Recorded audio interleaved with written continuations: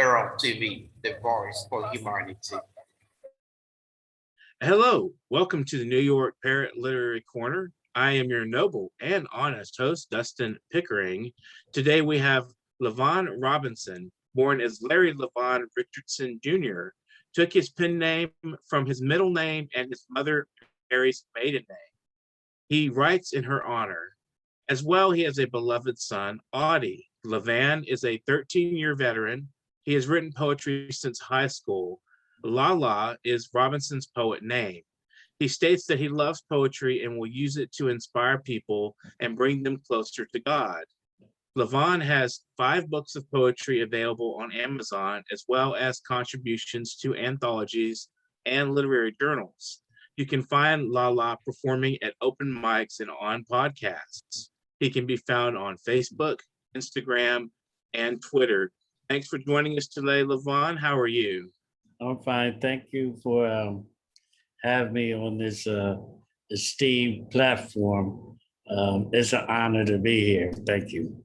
It's an honor to have you. So we're glad to be speaking with you, and we look forward to what you have to say about poetry and your poetry and just the arts and people out there. So what exactly prompts you to write? I mean, you kind of give us a little hint in your bio, but could maybe elaborate a little bit on that. The world is inspiration. I find my inspiration for waking up and thinking about certain subjects, and the world is good. I mean, the world is reality TV. Yeah, right. So most of my poetry is based on reality. But is there any particular topics you like to address, particularly in your work, or do they just kind of come naturally and you with what is at hand? Most of my work is, I can think of a topic and write, but most justice, love, things that I know that humanity is lacking or needs. So I try to focus on the things that will make us whole as individuals. So it's sort of healing poetry, or missing elements in our society that need to be addressed, things that need to be looked at that people don't want to talk about, or they haven't actually actively addressed in real life.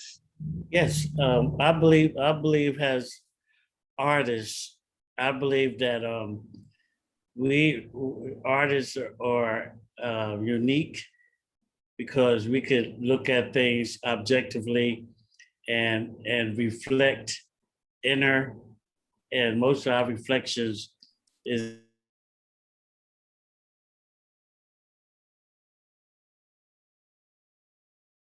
but it's more about the intangibles. An interesting way of putting it. I mean, there's a lot of when you get into the social justice side of things, there's a lot of the politics involved in some of that.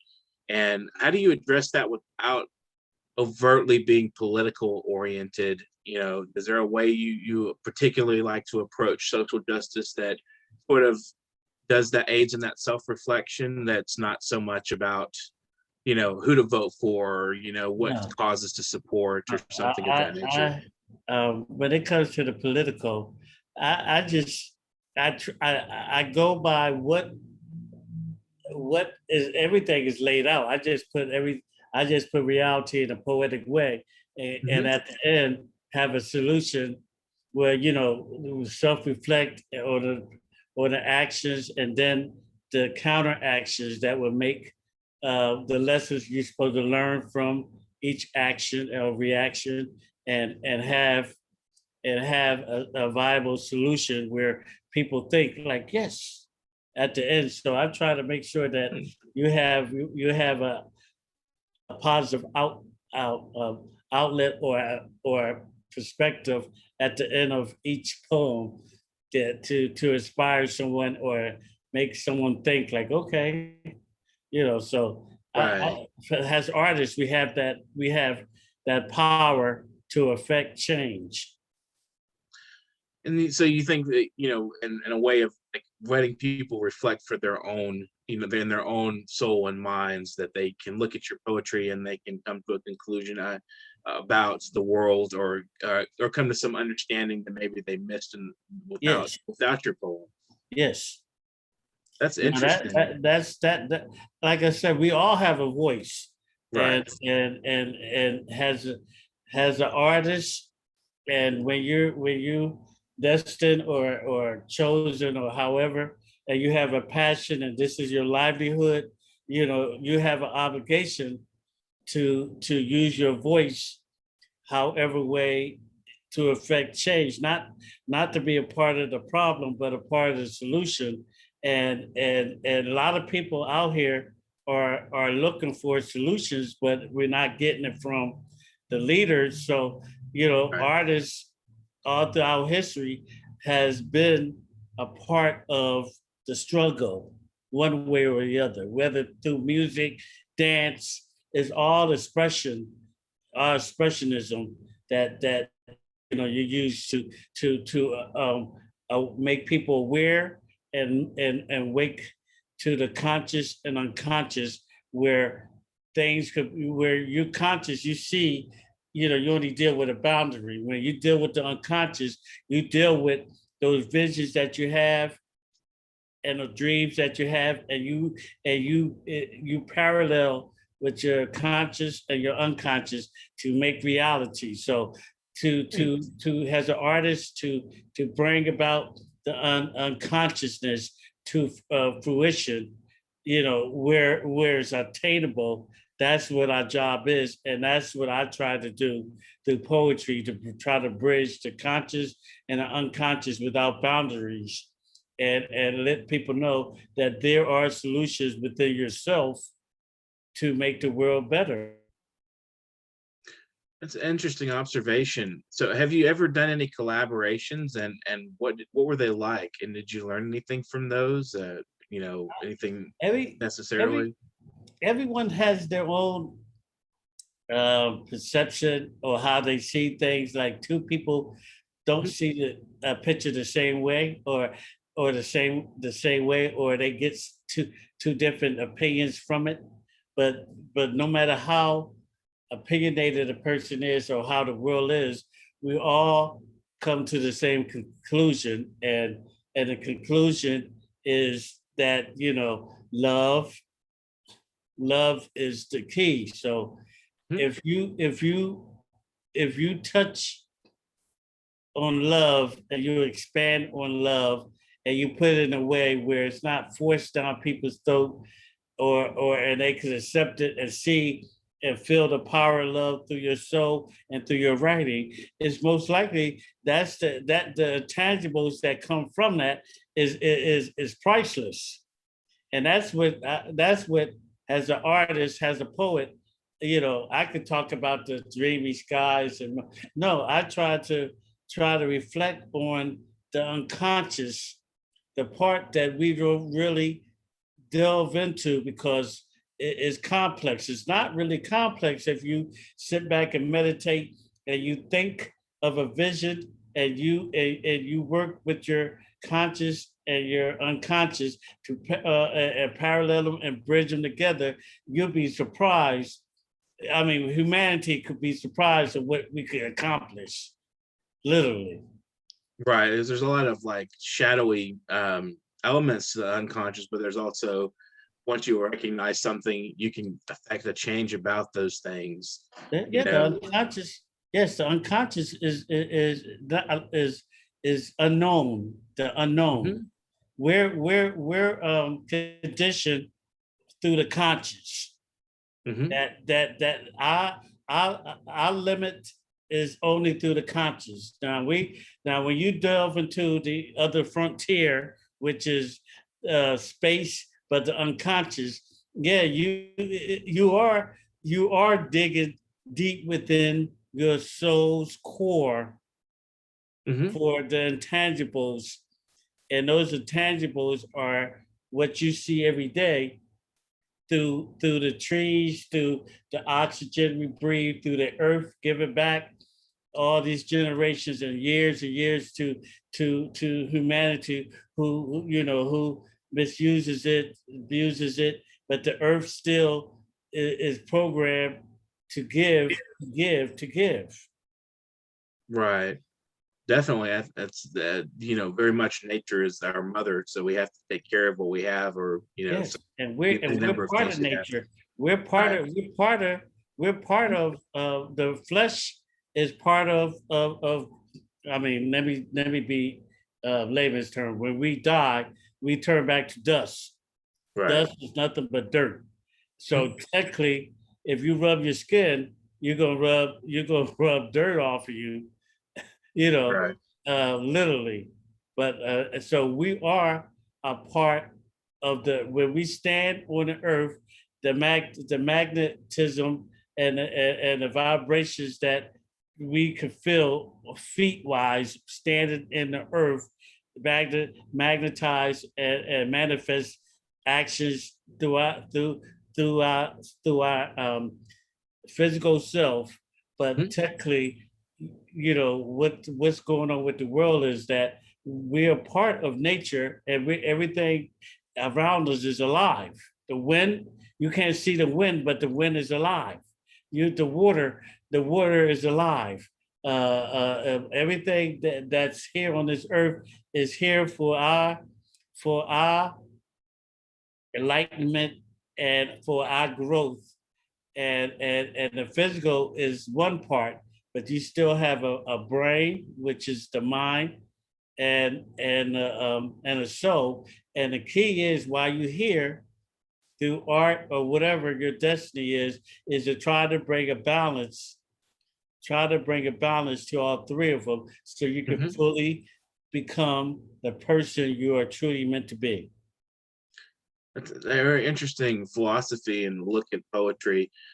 Did your time in the U.S. Army teach you anything about poetry, or a life that you applied to poetry? The Army told me, look, the Army, to be honest, the Army taught me a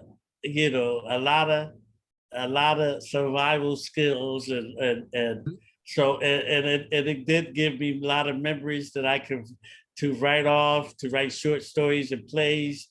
But as far as poetry, I took poetry with me wherever I went. So it was always there, even in the military.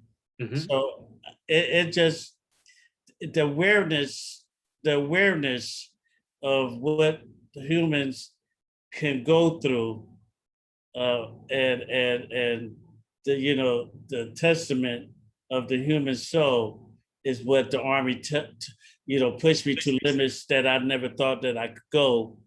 And back then, now, if I was still in the Army, they still push you to the limits. But it taught me that, hey, if you really want something bad enough, you may fail, but you got to continue on. Now, our example is that our Army PT test, I got out of shape, but I had to keep.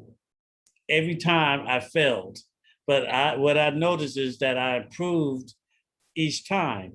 And then it was after the 13th time, I passed it and never failed it again. But the fact is, it just teaches you to continue to push forward, no matter what. Even when you feel like you failed, you still gain. Interesting. I have a lot of veterans in my family, and they sort of incorporated that into my life quite a bit. That kind of a mentality of, you may have shortcomings, but ultimately you're in the long run. You're not necessarily looking at each little failure and saying, okay, well, I gotta quit, I gotta move on. Yes. You just keep that up. You keep up the stamina and the strength, and you just keep pushing, and each time you're a little bit closer to the goal. Pushes you. It just in life is not a failure. We're life.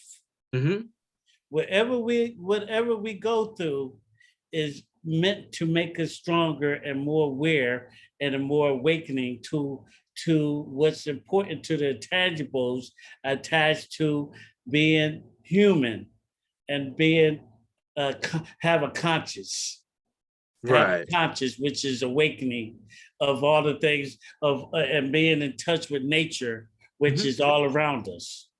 And once you find that peace within you and you're in one with nature, there's nothing, you realize that things come and they go. Storms doesn't last. Storms is meant to do what they do.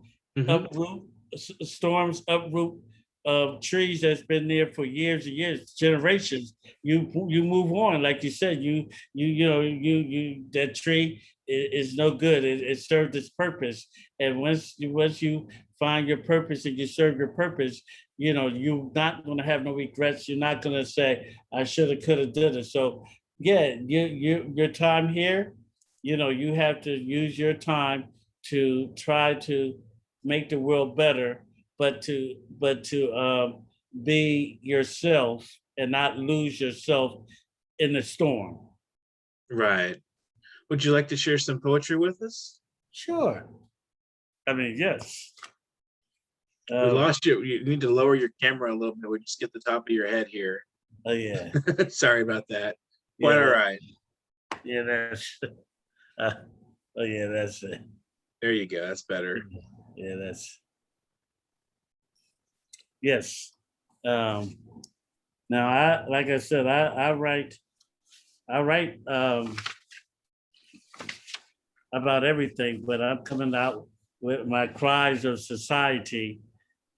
This is I think my third or fourth book that I self-published within this year. 2020 has been a good year because I met my editor and the poetry's been there. She just helped me with the books out. So technically, I appreciate that.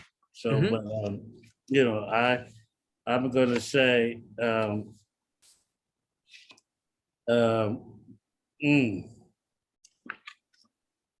this one is called Bucket List. The time has come where secrets will be no more. On this fact, the adversary will be acting and playing on its very core.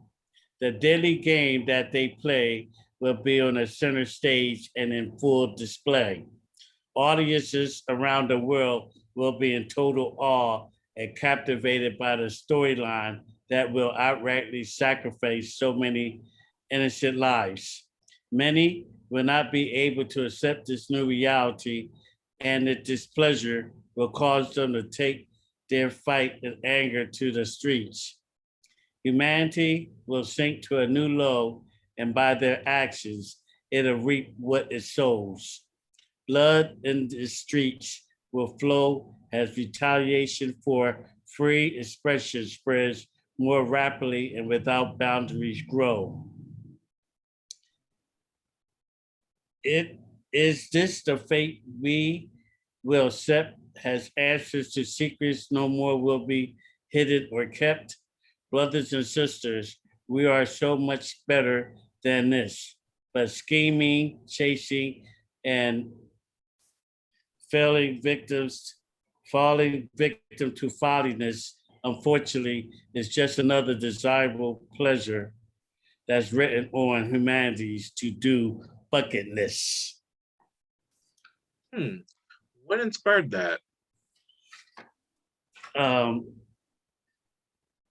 The current events, it seemed like no matter how much we have accomplished. Now I've only been in the world 57 years, so I'm not relatively, young and old. I'm middle. So, but looking back at history, no matter what we accomplish, when we did unify, and you could go through history in this very few times that we have, but when we did, we accomplished great things. Now we're back to the point where all those things that accomplished is being taken away or being notified for, and we have to start over from day one again. So I believe that deja vu, when you don't learn lessons, and it's all about treating everybody, humanity, treating everybody despite color. We all come from the tree of humanity. And if you deal with a certain tree and fruits on a tree, it's going to be different fruits. That's the life is about variety. So we have to embrace the diversity that we have, and because we all have one thing in common, we all need love, and that human intangibles that makes us happy. Right. Would you like to share another poem with us? Yes, and this one, while we at it, strange fruits. Now, You mentioned fruits, yeah. I know Billie Holiday has strange fruits, but hers was dealing with the, the travesty of hanging and so Right, lynchings in the South. yeah, lynchings in the South, and so I want to make sure that we're it's nothing. I talk about it, but I don't really get into that because I try to make sure that we have a positive ending. So, strange fruits. Wave after wave after wave, humanity is being punched hard smack in its proud face, buckling under the intense pressure of the Earth's response to centuries of neglect and abuse. Why did we allow it to get to this point? For it, there is no acceptable excuse.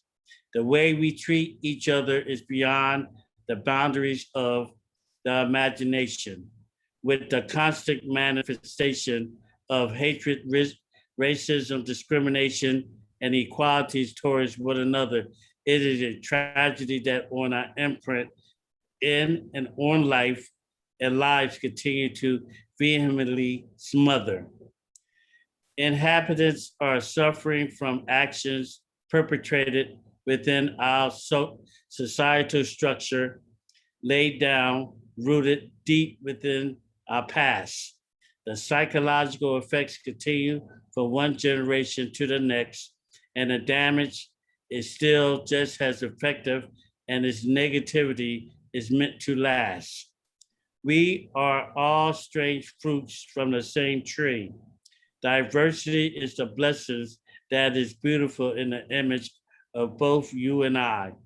The ability to expand our consciousness and experience life to the fullest is the best way of keeping, sharing, and believing the positive power of that which lies inside.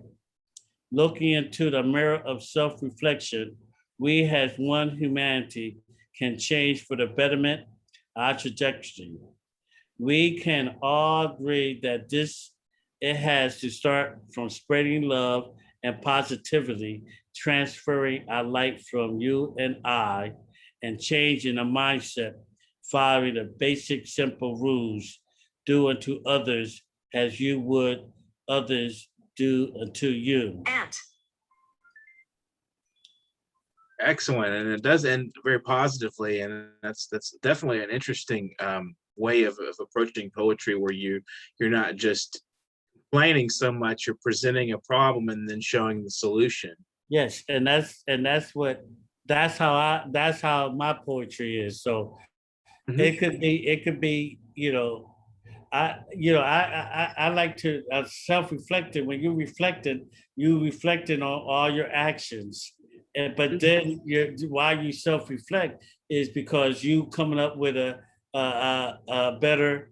You try not to repeat the same answers or same behaviors, and you say, "Oh, okay, I'm gonna change my behavior." So at the end, you look back at all the damage you've done, all the damage, and you say, "Hey, there's got to be another way." Right. And if you don't reflect on that, you can't come to that. You can't come to no conclusion of a better way. Right. Of course. I mean, that's what, part of what we do as humans is problem solve, and doing that through poetry is an interesting process. I'm, curious about how you do that. You're presenting it, like I said, you present a problem and then you kind of work through the problem into a solution. presenting a positive outcome for people to learn from and Yes. to experience on their own, in the Yes. poems. That's quite interesting. Now, What is poetry is anything. We are teachers. We have a gift. Mhm. Like you're a host, but you do other things. But you whatever your gift is, you use that to inspire people, and whether it's through this format or another format or another ways, we each have to bring whatever we have, and to piggyback off that, I notice ants. Now, Mhm. when I go to a park and sit near a bench, I look for the ants. I specifically take bread or crumbs and put it down, and within it may not be no ants, but then a couple of minutes later, it's the scout ant, then all of them. And what I notice is that the ant is able to pick up his load, and there are ants that pick up big pieces, but everyone in that colony is there doing their share, and no matter how big the crumb is, they all take it back to the colony, and once they get it down, then they share it equally, no matter how big the pieces or small it is. Everybody has the same equal piece, and that's what society is supposed to be. Everybody, no matter how big, how much you have, you share equally. No one can complain. Right.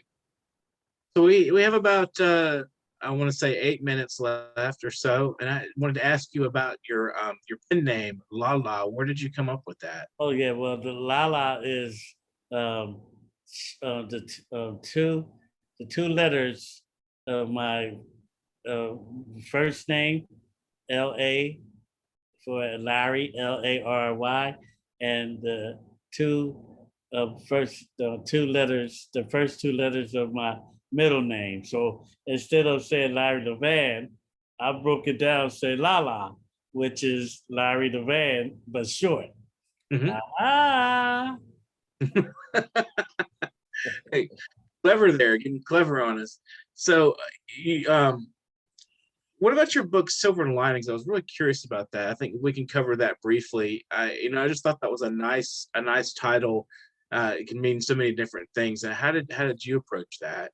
well, me and my editor thought that we and if I get a chance to read some poetry, I will read some. But it's all about hope, provided like no matter what, the clouds are there, and but the sun still shines. So Mhm. no matter what you go through, you may have a bad day. The sun doesn't take a day off. The clouds may come and cover the sun, but the sun say, "Hey, like us humans, the clouds is there. We go to the beach." The sun doesn't say that. The sun, despite everything, still shine.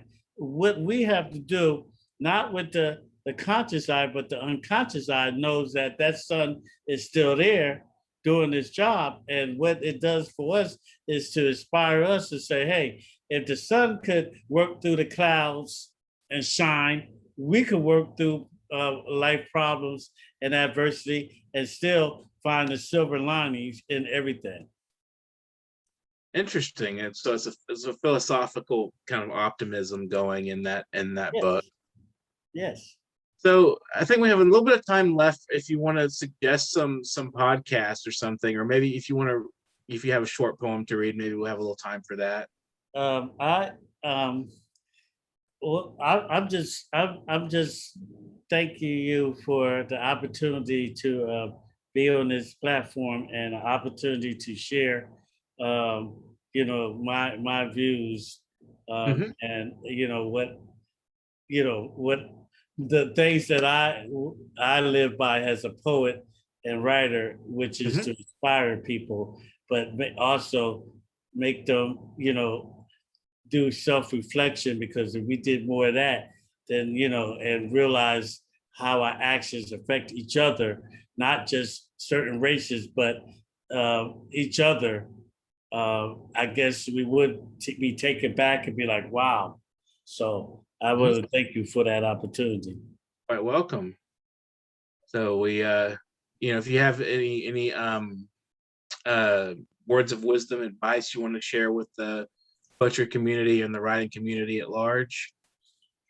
Love can conquer all. I